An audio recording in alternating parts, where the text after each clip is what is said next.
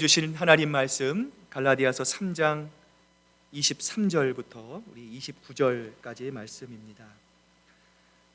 신약성경 305페이지에 있는 갈라디아서 3장 23절부터 우리 마지막 29절까지의 말씀, 저와 여러분이 한 절씩 교독해서 하나님께 봉독해 올립니다. 믿음이 오기 전에 우리는 율법 아래에 매인 바 되고 계시될 믿음이 때까지 갇혔느니라. 이같이 율법이 우리를 그리스도께로 인도하는 초등교사가 되어 하여금 믿음으로 말미암아 의롭다함을 얻게 하려 함이라. 믿음이 온 후로는 우리가 초등교사 아래에 있지 아니하도다. 너희가 다 믿음으로 말미암아 그리스도 예수 안에서 하나님의 아들이 되었으니 누구든지 그리스도와 합하기 위하여 세례를 받은 자는 그리스도로 옷 입었느니라. 너희는 유대인이나 헬라인이나 종이나 자유인이나 남자나 여자나 다 그리스도 예수 안에서 하나이니라. 우리 29절 함께 읽습니다. 너희가 그리스도의 것이면 곧 아브라함의 자손이요 약속대로 유업을 이을 자니라. 아멘. 하나님의 말씀입니다. 자, 오늘 시간 우리 한번 또 옆에 분, 우리 뒤에 분들 보시면서 함께 예배드리게 돼서 감사합니다. 사랑합니다. 축복합니다. 인사 나누시기를 바랍니다. 자, 오늘은 지난주에 이어서 지난주 율법의 목적에 이어서 오늘은 율법의 역할은 과연 무엇인가에 대해서 함께 살펴보고자 합니다. 누가복음 18장을 보면 예수님께서 세상에 계실 때 어느 젊은 관원, 이 부자 관리가 예수님께 나와 이렇게 묻습니다. 선한 선생님이여, 내가 무엇을 하여야 영생을 얻으리까? 그러자 예수님께서 이렇게 말씀하십니다. 내가 어찌하여 나를 선하다고 하느냐? 하나님 한 분 외에는 선한 이가 없느니라. 내가 계명을 안 하니 간음하지 말라, 살인하지 말라, 도둑질하지 말라, 거짓 증언하지 말라, 내 부모를 공경하라 하였느니라. 그러자 이 예수님의 말씀을 듣는 부자 관리가 이렇게 말합니다. 저는 이것을 어려서부터 다 지켰습니다. 예수님께서 이 말을 들으시고 22절에서 이렇게 말씀하시는데요. 자, 우리 한번 앞을 보시고 같이 한번 읽어봅니다. 시작. 내가 아직도 한 가지 부족한 것이 있으니 내게 있는 것을 다 팔아 가난한 자들에게 나누어 주라. 그리하면 하늘에서 보화가 있으리라. 그리고 와서 나를 따르라. 자, 오늘 예수님은 이 젊은 관원에게, 부자 관리에게 무엇이라고 말씀합니까? 자, 내가 다 지켰습니다. 어렸을 때부터 저는 율법이 저에게 요구하는 모든 것을 하나도 빠짐없이 다 지키고 있습니다. 그러자 예수님께서 뭐라고 말씀하시죠? 내게 아직도 뭐가 부족한 것이 있어요? 한 가지 부족한 것이 있다. 여러분, 이 말은 어떤 말씀입니까? 야, 네가 참 잘했구나. 네가 간음도 하지 않고, 네가 살인도 아니하고, 도둑질하지 않고, 거짓 증거하지 않고, 부모를 공경하고, 네가 다 잘했는데 하나가 모자라구나. 예수님께서 이렇게 말씀하시는 것이 아니죠. 네가 계명을 지켰구나. 그러나 그럼에도 불구하고 그 계명 중에서 가장 핵심적이고 가장 중요한 것이 빠졌다. 예수님이 말씀하시는 것. 그리고 이어서 예수님은 두 번째 돌판에 있는 이야기를 한마디로 요약해서 말씀합니다. 내 이웃을 내 몸과 같이 사랑하라. 여러분, 이 부자 관리는 정말 이웃을 사랑한 것입니까? 아니죠. 사실은 율법의 원래의 목적과 율법의 원래의 기능대로가 아니라 기준을 낮춰서 이웃을 사랑한 것입니다. 다시 말하면 자기의 방식대로 합리화된 율법을 지킨 것입니다. 자기의 방식으로 합리화된 양심을 따라 살았기 때문에 나는 부끄럽지 않습니다. 나는 율법을 다 잘 지켰습니다. 이렇게 말을 할 수 있을 뿐이지요. 여러분, 양심이나 율법은 사람이 의롭다 함을 받거나 생명을 얻는 도구로 양심과 율법이 우리에게 주어진 것이 아닙니다. 여러분, 생명은 오직 그리스도를 통해서만 옵니다. 그리스도를 통해서 주신 약속에서 바로 생명이 나오기 때문이에요.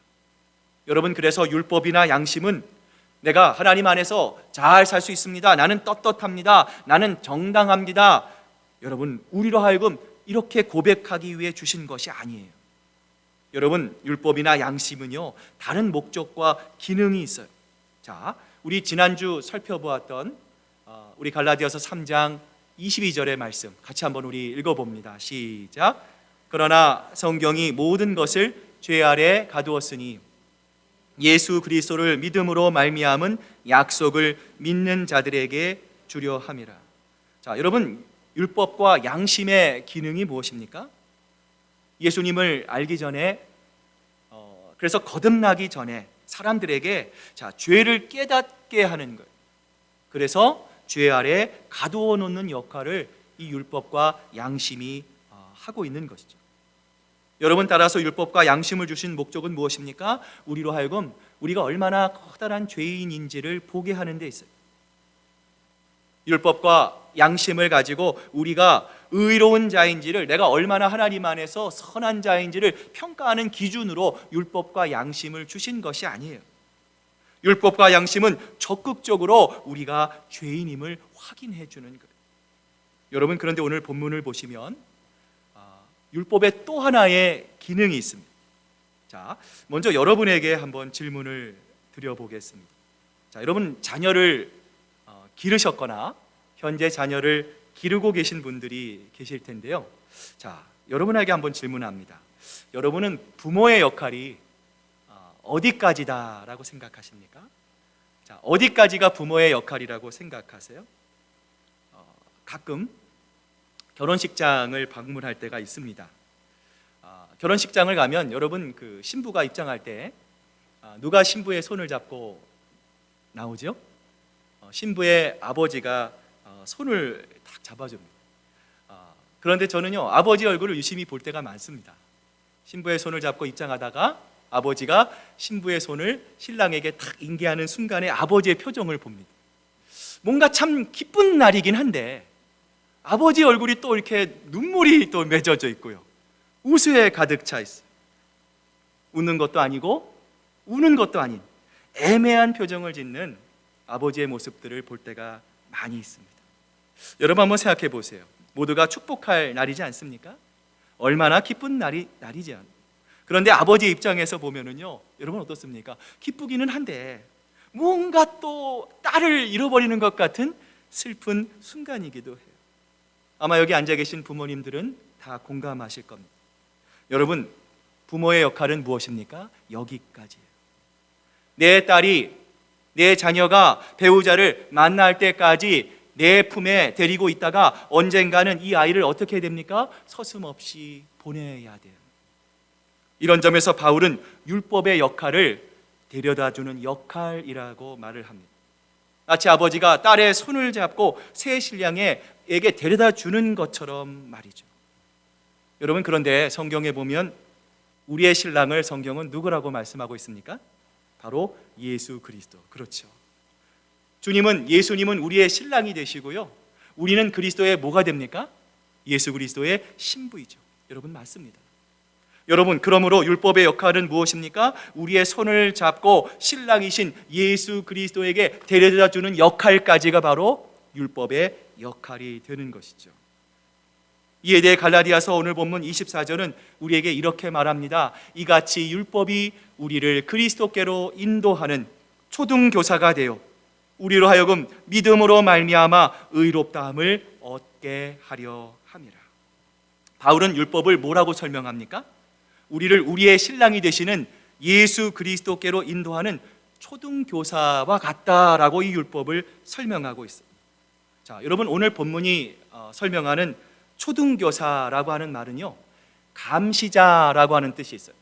자, 또 하나 헬라어 단어 이 파이다고고스라고 하는 말이 바로 이 초등교사예요. 우리말로 초등교사라고 번역되는 이 단어는 어떤 노예를 지칭하는 단어였어요. 자, 그런데 보통 노예가 아닙니다. 어떤 특별한 역할을 담당하는 노예였어요. 자, 파이다고고스라고 하는 노예는 주인집에 들어가 삽니다. 자, 주인집에 들어가서 6살부터 16살까지의 주인집의 이 아들, 자녀들을 양육하는 특별한 노예가 파이다고고스예요. 우리가 생각하는 노예와는 조금 차이가 있습니다. 우리가 영화를 보면 보통 노예들이 어떻게 합니까? 주인을 섬기죠. 또 주인집 아들을 학교까지 데려다 주기도 하고 또 데리고 오고 하지 않습니까? 자, 그런데 오늘 이 초등교사 파이다고고스는요, 이런 일을 하는 것은 기본입니다. 주인집 도련님에게 예법과 예절을 가르칠 뿐만 아니라 이 도련님이 제대로 행동하고 있는지, 제대로 말하고 있는지 감독하는 역할까지도 이 파이다고고스가 했다는 거예요. 이 노예는 뿐만 아니라 주인집 아이를 사람답게 만들어내는 것이 임무이고 역할이었어요. 그래서 종종 손에 회초리를 들고 잘못하면 체벌까지도 하는, 우리가 상상하고 하는 것과는 조금 다른 그러한 개념의 노예였어요. 따라서 당시의 어린이들에게 이 파이다고고스 초등교사는요, 굉장한 공포의 대명사였고 두려움의 대상이었다고 합니다. 여러분, 예전에 우리 교복 입고 다녔을 때 여러분 기억하십니까? 학교 교문 앞에 항상 누가 서 계셨어요? 선도부 선생님이 항상 이렇게 회초리를 들고 서 계셨어요. 머리가 조금이라도 길면 줄자를 갖다 대고 여러분 바리깡을 밀어버리지 않습니까? 또 복장이 불량한 학생들을 보면 오라고 손짓해보고요, 체벌을 가합니다. 아침 등교 시간에 조금이라도 늦게 나가면 제일 먼저 훈육 선생님이 서 있거나 서 있지 않나 우리는요 눈치를 볼 때가 여러분 얼마나 많이 있었어요. 여러분, 대강 그림이 그려지십니까? 율법 역시도 이 훈육 선생님처럼 이해도 없습니다. 용서도 없습니다. 자비도 없습니다. 율법은 딱 두 가지만을 이야기하죠. 무엇을 하라, 그리고 무엇을 하지 말라 명령합니다.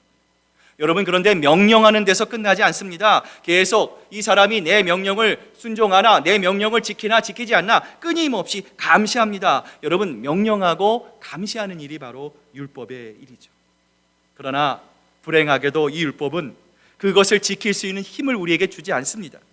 못 지키는 사람을 네가 연약해서 그렇구나, 네가 부족하구나, 우리를 이해해 주지 않습니다. 율법은 우리를 배려해 주지도 않습니다. 율법은 오로지 명령하고 그 명령으로 사람들을 올박하고 꽁꽁 묶어둘 뿐이에요. 그래서 바울은 23절에서 이렇게 말하지 않습니까? 우리는 율법 아래 매인 바 되었다. 우리는 율법 아래 갇힌 바 되었다. 그런데 이런 우리들에게도 여러분 희망이 있어요. 소망이 있어요. 자, 그 소망이 오늘 본문 25절에 담겨져 있는데요. 자, 오늘 본문 25절 말씀 같이 한번 읽어봅니다. 시작. 믿음이 온 후로는 우리가 초등교사 아래에 있지 아니하도다. 여러분, 파이다고고스, 우리를 훈육하고 우리를 감독하고 우리를 감시하는 율법의 유통기한이 expired day가 여러분 언제까지다고 성경이 말씀합니까? 뭐가 올 때까지? 믿음이 올 때까지. 믿음의 본체이신 예수 그리스도께서 올 때까지 하나님께서 율법의 시한을 정해 두셨다는 거예요. 여러분, 따라서 율법은 영원 무궁하지 않습니다. 내 인생의 마지막 포인트가 율법이 아닙니다. 예수 그리스도까지가 올 때까지가 율법의 유통기한이에요. 그리스도에 대한 믿음의 시대, 그리스도를 통한 복음의 시대, 그리스도를 통한 새로운 시대가 등장하면 즉각적으로 율법의 역할은 끝난다 말씀하세요. 자, 그렇다면 그리스도의 시대, 믿음의 시대, 새로운 시대가 등장하면 과연 우리에게는 어떤 일이 벌어질까요? 오늘 그 두 가지를 함께 살펴보고자 하는데요. 자, 한번 따라해 보시길 바랍니다. 예수 그리스도로 옷 입게 됩니다. 자, 오늘 갈라디아서 3장 27절 말씀이 바로 그 말씀인데요. 자, 같이 한번 우리 읽어봅니다. 시작. 누구든지 그리스도와 합하기 위하여 세례를 받는 자는 그리스도로 옷 입혔느니라. 여러분, 우리가 다 세례를 받죠. 여러분, 세례가 무엇입니까? 세례가 무엇을 상징합니까? 예수 그리스도와 내가 연합되었다. 주님이 이제는 우리 안에, 내 안에 주님이 계십니다라고 하는 외적인 표현이에요. 내가 이제는 예수님을 나의 구주와 주님으로 모십니다. 내가 주님만을 바라보는 올바른 신앙 안에 서 있습니다라고 하는 공적인 표시가 세례잖아요. 여러분, 그래서 세례를 받을 때 온 회중 앞에서 나의 신앙을 고백하고 교인들 앞에서 내 믿음을 선포하는 자리, 우리가 예수님을 믿고 그 예수님을 통하여 세례를 받을 때 우리는 예수 그리스도와 연합하고 주님께서 주시는 예수 그리스도의 옷을 덧입게 되는 거예요. 여러분, 이러한 모습이 우리 지난주 이번 주 설교 누가복음 15장 22절을 보면 이렇게 나와 있어요. 자, 탕자의 비유인데요. 자, 아버지는 종들에게 이르되 제일 좋은 옷을 내어다가 입히고 손에 가락지를 끼우고 발에 신을 신기라. 여러분, 탕자가 이런 대우를 받을 만한 자격을 갖추고 있었습니까? 아니죠. 그는 아버지를 무시했습니다. 아버지를 능욕했습니다. 무례한 아들입니다. 아버지가 살아계시는데도 아버지에게 내 유산을 달라고 요청했던 그런 아들이었습니다. 여러분, 이 탕자는요, 아버지로부터 무시받고 외면당해도 할 말이 없는 존재예요. 그런데 그는 어떻게 대우를 받았습니까? 아버지로부터 최고의 환영을 받았어요. 결국 탕자 자신의 조건이나 상태 때문이 아니었습니다. 여러분, 그 이유는 무엇입니까? 그것은 우리의 머리로서는 이해할 수 없는 아버지의 자비와 긍휼로 가득한 아버지의 사랑, 아버지의 마음 때문이었어요. 여러분, 하나님은 지금도 우리의 연약한 모습을 보십니다. 우리의 부족한 모습이 여전히 있습니다. 불쑥불쑥 우리의 그러한 추한 모습, 우리의 연약한 모습이 나올지라도 하나님은 책망하지 않으십니다. 도리어 그러한 우리의 연약함을 예수 그리스도의 의의 옷으로 가려주십니다. 덮어주십니다. 이 세상 그 어떤 옷과도 비교할 수 없는 아름답고 귀한 예수 그리스도라고 하는 옷을 주님은 우리들에게 입혀주세요. 이제 우리의 거룩한 옷이 되신 그리스도인으로 말미암아 우리는 하나님의 자녀라는 신분이 바뀌게 된 것이죠. 여러분, 세상이 여러분을 향해 아무리 유혹해도 너희는 연약한 존재고 너희는 하나님의 자녀가 될 수 없다라고 이야기해도 여러분, 자신 있게 세상을 향하여 선포하시길 바랍니다. 주님께서 나에게 거룩한 의의 옷을 입혀주셨습니다. 나의 이러한 모습에도 불구하고 하나님은 하나님의 예수님의 귀한 옷을 입혀주심으로 하나님의 귀한 자녀로 나를 삼아 주셨습니다. 이 사실은 절대로 변함이 없습니다. 세상을 향하여 담대히 선포하는 여러분 모두가 되시기를 소망합니다. 여러분, 제가 재작년인가요? 마가복음 강해를 시작하면서 여러분, 첫째 날 이 설교를 드린 적이 있어요. 마가가 예수님이 체포되자 어떤 행동을 합니까? 자기의 겉옷을 벗죠. 너무 급한 나머지 겉옷을 벗고 예수님으로부터 도망쳤어요. 여러분, 이랬던 마가가, 겁쟁이였던 마가가 그리스도의 옷을 입은 후에 마가복음을 기록했을 뿐만 아니라 여러분, 이집트까지 가서 교회를 세우게 되죠. 스데반 집사를 돌로 치는 일에 자신의 겉옷을 벗고 동참했던 박해자 바울이 그리스도의 옷을 입자 여러분, 어떻게 변화가 됩니까? 한평생 전도자로 살다가 이름도 없이 빛도 없이 순교하는 하나님의 아름다운 종의 모습으로 변하게 되죠. 도망자와 박해자와 같은 우리입니다. 하나님 보시기에 한참 함량 미달입니다. 정말 부족한 우리들이 아닙니까?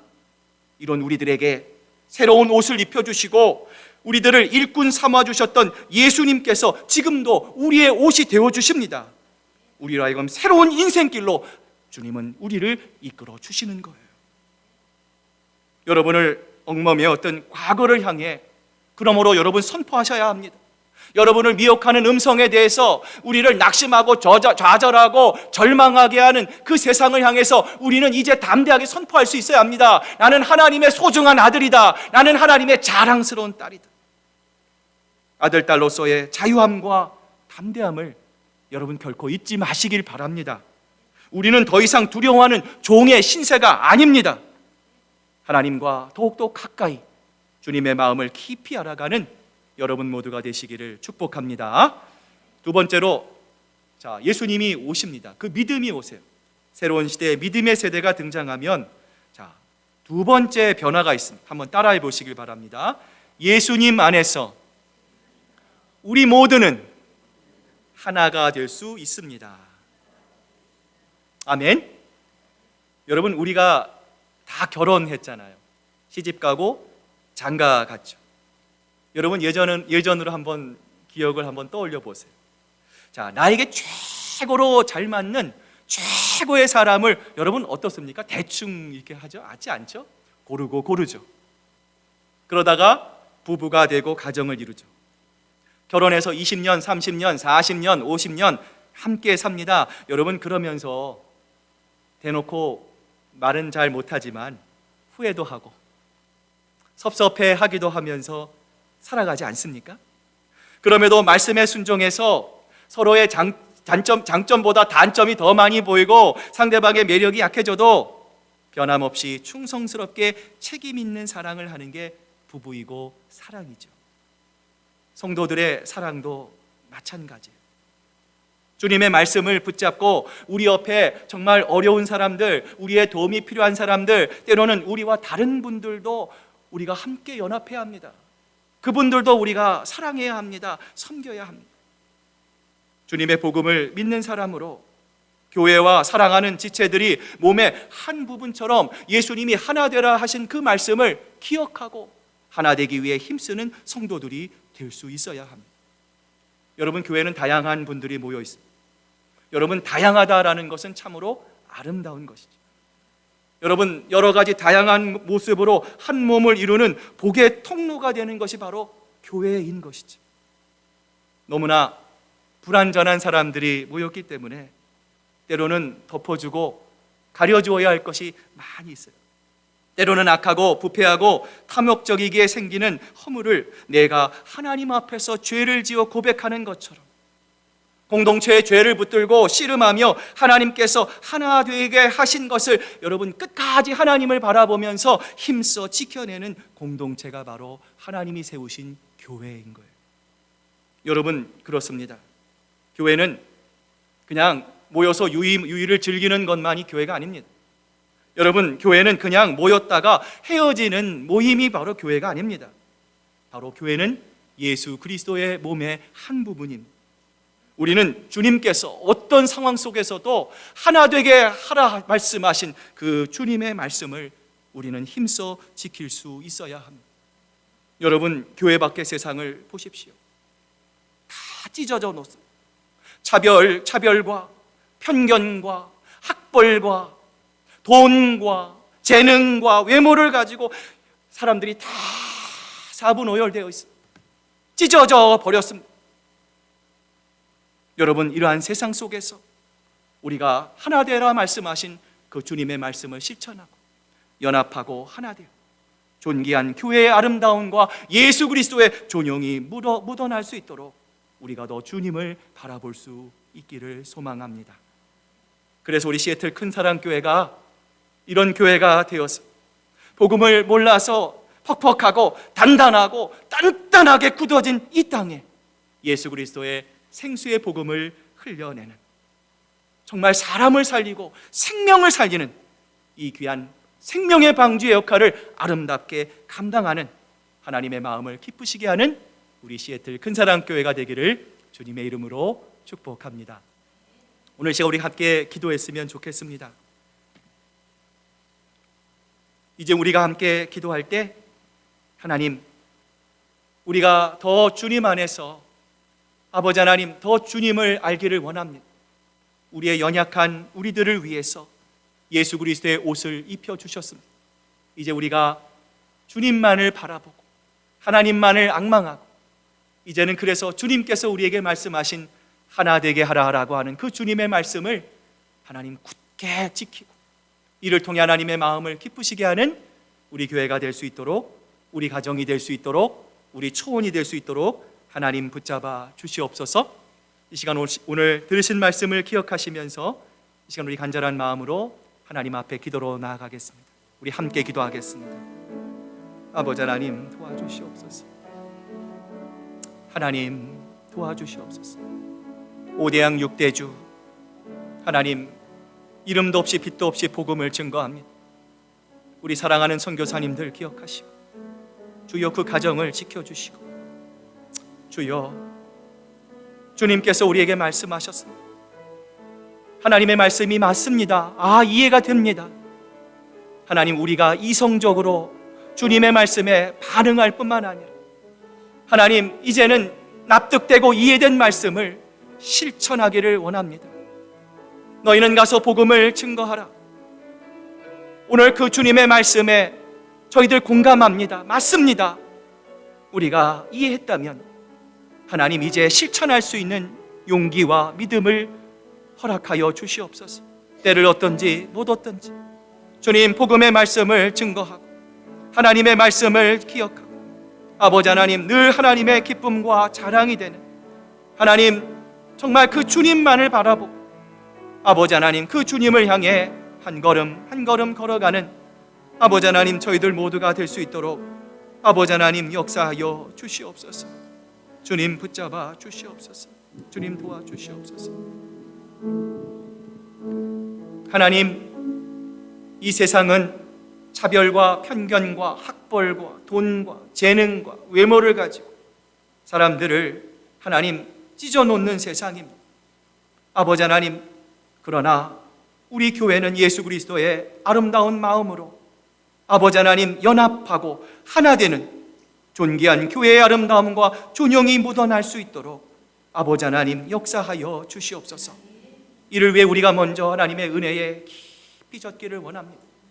우리가 먼저 받은 은혜, 감당할 수 없는 이 복음의 기쁨을 우리 주변에 복음을 알지 못해 죽어가는 많은 영혼들에게 올가을 함께 나눠주기를 원합니다. 뜨겁게 기도하기를 원합니다. 이 일에 결단하는 우리 성도들 하나님, 그 모든 아버지 하나님 마음 위에 기름 부으시고 한량없는 은혜로 아름다운 복음의 성령의 열매로 채워 주시옵소서.